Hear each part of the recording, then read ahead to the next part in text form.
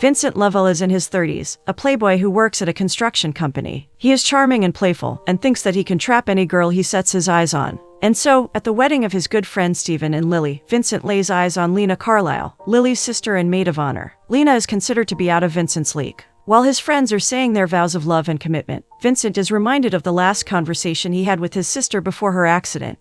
Their discussion was about love, and Vincent's lack of understanding of the word. Later, while having a laugh with his friends about how Vincent might never be the one to get hitched, Vincent declares that he might just consider buying into the trap of marriage and love, but only if it is with Lena. He points at her from across the room, making Lena feel weird. DeQuell does not like the way Vincent treats women as objects, and warns him off Lena. But Vincent, being the typical playboy that he is, takes it as a challenge, even when he finds out that Lena is dating a guy named Devin. Before leaving, he warns Vincent to be on his best behavior, but Vincent dares to make his move. He walks up to Lena, and while it is clear she is trying to avoid him, he tries asking her out on a date. When Lena's boyfriend Devin sees Vincent making moves on his girl, he declares his territory, but Vincent mocks him, saying he does not see a ring on her hand. This makes Devin mad, and a fight breaks out. Vincent's friends come to his rescue and Devin finally leaves, but not without a warning to Vince. But all Vincent is concerned about is whether Lena will be alright, going away with a drunken Devin. Vincent storms out of the venue and walks to his car. But in the middle of the night, a man follows him.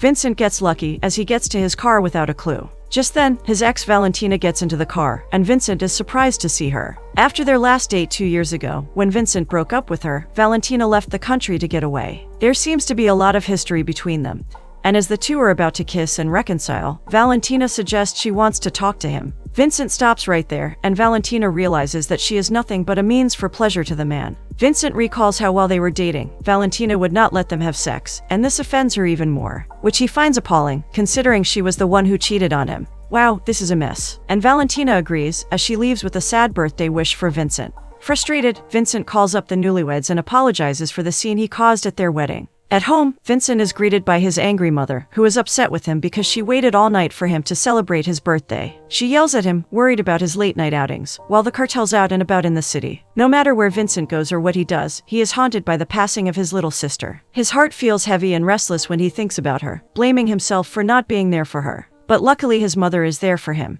While Vincent hides this part of him in public, he drowns in the river of self-hatred and guilt each night, all by himself. He arrives late to work, but bringing a box of donuts for his boss Roxanne saves him from getting fired. But the donuts do not work their magic on DeQuell, who is still mad at him. He calls Vincent out on his ways and scolds him for making a move on Lena. He blames Vincent for being a heartless playboy who only confuses love with lust, and tells him to find out about what love is before claiming to love someone. Seeing this exchange, Ben approaches Vincent and tells him to take private martial arts lessons with him from a female instructor to fend off Devin when he finally comes for him. Knowing how ruthless and crazy Devin can be, Vincent agrees. Just before he gets in the car, Vincent feels a presence around him. At the class, Vincent takes the whole girl trainer thing lightly, and ends up getting a taste of Alicia's strength when he mocks her, and rightly so. While leaving, he gets a voicemail from DeQuell apologizing for being so rough on him earlier. He invites Vincent to the church, that is, if Vincent wants to learn about what love is. At the church, the speaker talks about marriage and divorce. He talks about real love, and how it is different from infatuation and momentary attraction, the things that disappear when things get difficult, or when tragedy strikes. These words take Vincent back to the endless fights between his parents after his sister's passing, and he is reminded of how they eventually divorced each other. He gets emotional and leaves. His friends follow him out, knowing it is about Evangeline. Vincent is in tears as he recalls how Evangeline was his everything, his rock, his conscience. DeQuell's wife scolds him, saying that he can't see Lena as a distraction or a body to keep him warm. Lena has been through a lot of things in life as well, losing her father earlier this year, and now living alone without her sister. Vincent does not believe he can ever have what they do, a family, a home, because he can't protect them, like he couldn't protect his own sister. His friends assure him that he is wrong about that, and advise him to think of Lena as his sister, and to build a friendship with her instead of pursuing her with lustful intent. To be a protector and a brother before a lover. That night, Vincent visits the diner Lena works at and sees her with Devin. When Devin leaves, he approaches Lena with charm and caution. Lena sees right through him and refuses to be lenient with him this time. But Vincent is a man on a mission. He seeks forgiveness and apologizes to Lena for the way he behaved at the wedding. He offers her his true intentions of being there for her, because he knows what it is like to lose someone. Eventually, he manages to wear her down. Back home, Vincent sees his guitar discarded in the corner, and recalls a now painful memory of how his sister saved up money to buy him that guitar for Christmas. They were supposed to write a song together on that guitar. The memory tugs at his heart, and Vincent finds the motivation he was looking for. He puts up a whiteboard in his room and starts searching for the meaning of love. He asks everyone he meets and knows about their definition of love. He maintains a friendship with Lena, not pushing for more, and does better each day as he studies and studies about love. But he can't find the answer to the love question. All he finds is more questions. He learns to love in solitude. To not ask, but to give. To not demand, but to sacrifice. At work one day, Vincent learns about Roxanne's missing daughter, the one she spent years trying to find. She imparts some of her wisdom on him, telling him that when two people love each other, no matter what, they always find a way to connect. Everywhere he goes, Vincent strikes up a conversation about what love is. He blames his friend DeQuell for getting him hooked on the quest to find the meaning of love. He gets a few answers over time, but none that seem like the ultimate definition of love. Some say it is like planting trees, some say it is in caring for the poor. The most fascinating one comes from DeQuell's son, when he says love is like a ghost, because people talk about it but they can't see it. And that really makes Vincent think. During one martial arts session, Julia gets way too real and rough with poor Vincent, and breaks a rib, warning him to stop chasing after young girls and breaking hearts for the fun of it. She threatens to break a bone every time he breaks someone's heart. Later, he visits his father's clinic to get an examination, and tells him he got hurt while searching for the meaning of love. Vincent opens up to his father, saying that he just wants peace. So far, his pursuit of the meaning of love has only told him that love is painful. His father disagrees, saying that it isn't true love that causes pain, it is the other things that come with it. Longing, selfishness, and ego are the things that cause pain. Vincent makes fun of the religious definitions his father offers, and so the man hands him a tape of Einstein talking about love. Back home, Vincent sees the news about the cartel and their latest attacks. Suddenly, he feels the presence again, and his backpack falls. Out comes the CD his father gave him. Vincent puts it on. Hearing Einstein's take on love moves Vincent, and his beliefs shift. He finally finds the meaning of love he has been looking for. Love is light. It is the power that saves humanity from being extinguished in its selfishness. God is love, and love is God. Vincent starts taking steps to better his life. He buys an apartment and works hard each day. One day while at work, Vincent notices that his friend Paul is acting a little distressed. When he tries asking him about it, Paul dismisses his concern and tells him to mind his own business. Vincent goes back to thinking about love, and wonders what might be the greatest love story of all time. Just then, he feels the presence again when a wooden bar falls behind him in the shape of a crucifix. Vincent has dinner with a psychologist, wanting to hear her thoughts on love. Lena serves them and overhears their conversation. She feels happy that Vincent is trying to change himself. But when Devin sees the scene from outside the diner window, he angrily storms off. Later that night, Vincent gets followed by the same guy from that night of the wedding. Unaware, Vincent is chilling in his room. Meanwhile, Devin also follows Vincent home and ends up coming face to face with a guy with a gun. The man tells Devin that he is here to make Vincent pay for his sins, and that is just a perfect coincidence for Devin. The next day at work, Vincent sees that there is a lot of tension around him. His friends are struggling with family stuff, and the newlywed Steven is arguing with his wife. He overhears Paul making plans to meet someone. He continues to do his work when the cable stops working.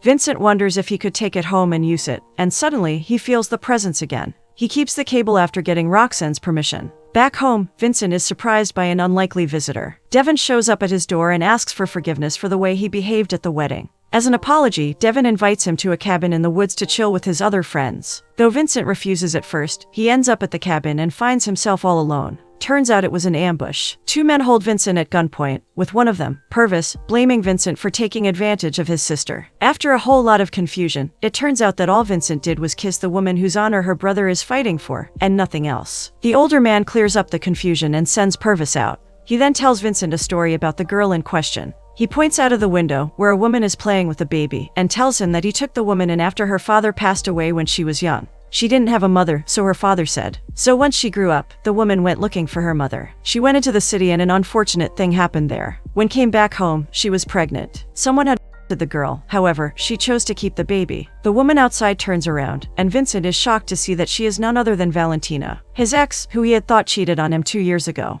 There's a young girl in her arms. Guilt takes over reason, and Vincent rushes out. On his ride back home, the memory of his last night with Valentina haunts him, and Vincent gets emotional. When Valentina told him that she was pregnant, Vincent instantly assumed that she cheated on him, and his declarations of love were toast. He walked away from her without letting her explain. When he gets back, Vincent carves a crucifix, and vows to be committed and to He gives up his old ways cold turkey, and walks the path of straight and narrow. One day, his mother sees him writing something in his diary, and Vincent tells her they are wedding vows for his future wife. His mother asks, what if the girl isn't pretty enough, or worse, what if she cheats on him? Vincent calmly replies that if that happens, it still won't change the way he feels about her. His feelings are his to control. If the woman he gives these vows to accepts them, he will be committed to her forever. One evening, Vincent is reminded of the time he wrote a song with his sister on the guitar she gifted him. He recalls how she asked him to make her a promise that either one of them would always take care of their parents. The memory makes him emotional. Suddenly, Vincent spots a map on his bed with the word cartel marked on it, and he is reminded of his co-worker, who has been somewhat suspicious and disturbed lately. He arrives at the place, where he finds Paul being beaten up by a few goons. Scared, Vincent is held at gunpoint by the men. But thanks to Paul, Vincent leaves unscathed. Vincent arrives at a dance party with Alicia as his date. There, he finds out that Stephen and Lily, whose marriage he recently attended, are now separated. The two separately share their sorrows with their friends about how marriage wasn't all that they thought it would be. It was more work than either of them expected. Vincent and Lena see each other in the hallway. Lena's without Devin, who went to get real drinks with his friends. As Vincent listens to Lena talk about her sister, he can't help but remember the time when he danced with his own sister in that same hall. Evangeline had been hell-bent upon teaching him how to dance in the middle of the night. He tells that story to Lena, who is fascinated by it. She has always wanted a brother who could teach her how to dance, and insists that Vincent should show her some moves. Vincent takes Lena to the dance floor, and just as the two are giggling and having innocent fun, Devin walks in. He aggressively breaks up the fun and takes Vincent outside to talk. But instead, he starts throwing punches at him. Vincent tries to stop him with all the martial arts training he has been taking, but Devin still overpowers him. He pounds Vincent into the ground, beating him like an animal, and all Vincent can remember in the moment is his little sister's face. Luckily for him, Lena walks out at the right time and stops Devin. She demands that he apologize to Vincent, but Devin walks away without a word. Lena rushes to Vincent's rescue, and just before his eyes shut, Vincent sees his sister's face in Lena's. Vincent wakes up in the hospital and asks his dad if Evangeline is alive. The man calmly responds that he believes she just might be, since he has felt her presence around him a few times. Meanwhile, Devin makes a deal with Purvis to falsely accuse Vincent of impregnating his sister. He just wants Vincent out of his life. For the right price, Purvis agrees. One night, a detective shows up at Vincent's doorstep. Detective Clark has an arrest warrant against Vincent, and this news shocks his mother, since her son is the victim, if anything. Vincent gets wrongly accused of and gets arrested. His arrest makes headlines in the newspaper. All his friends and acquaintances, and Lena, are shocked to find out that Vincent could do such a thing. The prosecutor vows to bring Vincent to justice in the court. Soon, Vincent gets out on bail, and his lawyer tells him that he has to wear an ankle monitor, all because of the public prosecutor, who painted him guilty without even giving him a chance to prove his innocence. The lawyer is surprised to see Vincent so calm through this entire process. The lawyer mentions he would rather be working on the cartel case than dealing with this right now, and that alerts Vincent. He gives him a list of protocols to follow while Vincent's on bail, and tells him to behave until the trial, or else he could go to jail for an uncomfortably long time. Vincent's dad picks him up and he returns home, much to his mother's relief. Meanwhile, things are not so great between Devin and Lena. She is still mad at him for his outburst, and Devin promises that he has been taking alcoholic and anger management classes to fix it. Lena gets angry at him for not listening to her, even though she was clear that Vincent is just her friend. Eventually, Devin manages to wear her down with flowers and a sweet apology. Lena promises to be there for him through this, just as he was with her. Just then, Devin goes down on one knee. That night, Vincent calls up his friend who is mixed up with the cartel. He warns him that dealing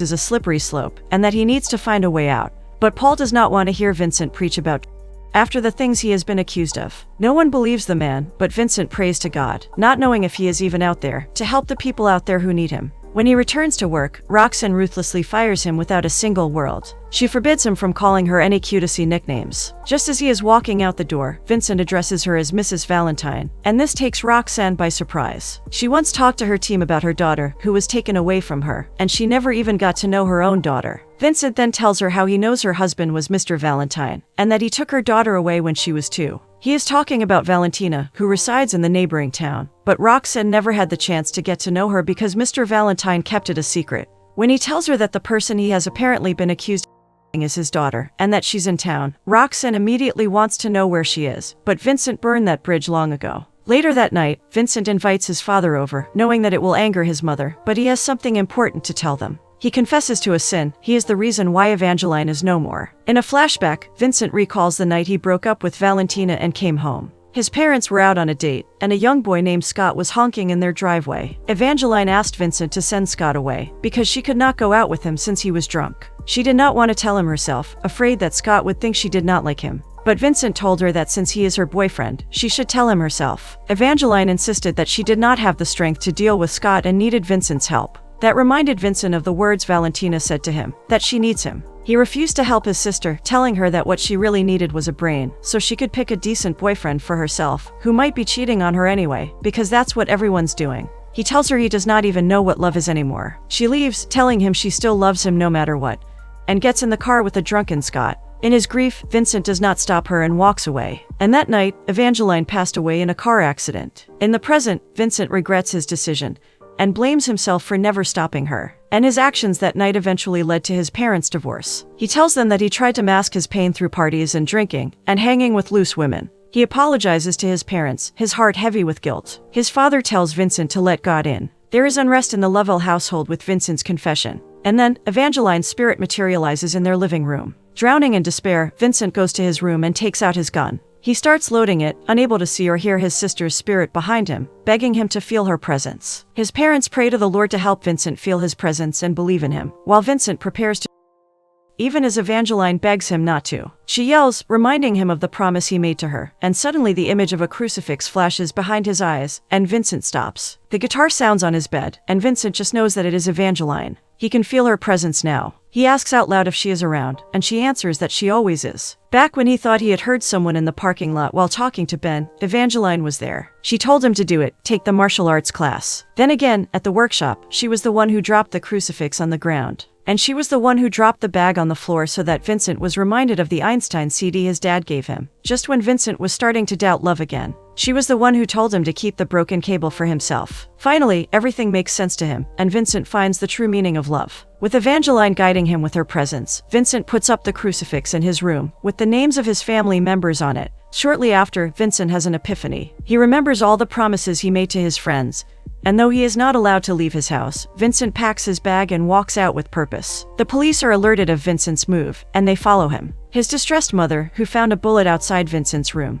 calls up his father, realizing that Vincent was trying to say goodbye to them. Meanwhile, Vincent makes his way to his destination, but runs into car trouble on his way. DeQuell's son Kyson misses Vince at his birthday, but even DeQuell has accepted the accusations against Vincent, and thinks it is for the best that he is not there. Vincent abandons his car and starts running. He tries calling DeQuell, but the man refuses to answer. Meanwhile, the police and his father search for him. Kyson waits for Vince. Roxanne searches for her daughter. Paul prays to God, asking for a sign to help him make a life-altering decision. And then suddenly, fireworks go off in the area. Paul gets his sign, and Kyson gets his birthday surprise when Vincent comes running toward him with a football, surprising everyone, but especially DeQuell. When Olivia finds Vincent's car vacant, she panics, but Leon asks her to stay put. Inside the car, she finds a document that states her mortgage has been paid off by Vincent and Leon. While the police tail him, Vincent runs across the street, dropping a bag. The homeless man finds a jacket and a letter in it. Inside the letter is a key. Vincent keeps running and arrives at the location where Paul is being held by the cartel. Vincent heroically takes out his gun, and shots are fired. In a dramatic fight sequence where Vincent efficiently uses all his martial arts moves, he takes down most of the men there. When the gun empties, he takes out an electric cable, the same one his sister's spirit convinced him to keep, and uses it to fight off the bad guys. Just when Vincent is outnumbered, Evangeline's spirit shows up, and she gets the bad guy to shoot at Vincent's ankle monitor instead.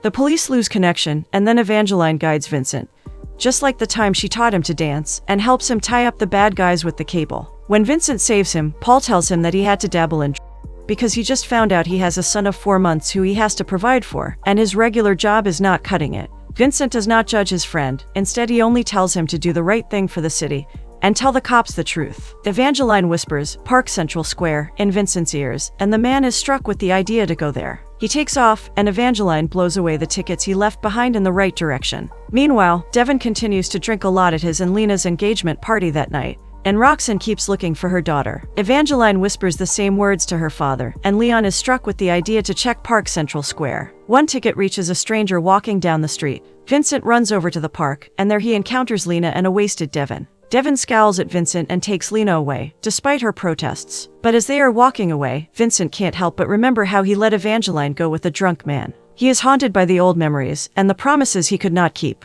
He thinks of everything he's learned about love in the recent past. When he sees his father running toward him, he recalls Leon's words, "Let him in." A switch flips. Vincent turns and stops Devin, asking Lena if she wants to go with him. She says she wants to drive, but Devin is thick-skulled. He does not listen or care, and as expected, a fight breaks out when Vincent tries to stop him. Evangeline stops her father from intervening between the men, as Vincent gets up, saying he will not let another sister be dealt with the same fate. He stands up to Devon and asks him to let out whatever anger or baggage he has. Vincent can take his anger if it means Devon will never lay a finger on Lena. He warns Devon that if he does, he will make sure Devon never sees her again. Vincent tells him that he needs to learn to love himself before he claims to love Lena. Lena remains stunned as she sees Devon realize his mistake. He apologizes to Vincent, but the man just can't catch a break. His sister has big plans for him all night, since the ticket she flew earlier finally makes its way to him. She urges him to hurry, and Vincent rushes to the theater. He enters a Romeo and Juliet show at the theater. Not understanding what he is doing there, Vincent is about to leave when Evangeline stops him.